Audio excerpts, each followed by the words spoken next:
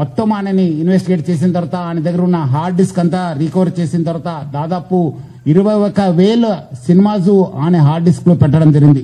మొత్తము పాత ఫిలిమ్స్ అయిన గాడ్ ఫాదర్ మీ అందరు కూడా తెలుసు, చారిత్రాత్మక ఐతిహాసిక ఫిలిం అయిన గాడ్ ఫాదర్ అంటే 1972లో ప్రొడ్యూస్ అయిన ఆ మూవీ నుంచి మొన్న వచ్చిన ఓజీ మూవీ దాకా కూడా ఆయన దగ్గర ఈ ఒక్క హార్డ్ డిస్క్ లో ఉండడం మనము చూశాను. మొత్తము బాలీవుడ్ టాలీవుడ్ అందరు కూడా ఈయన చాలా మూవీస్ ఆయన దగ్గర ఉంది, చాలా నష్టం జరగడం జరుగుతుంది.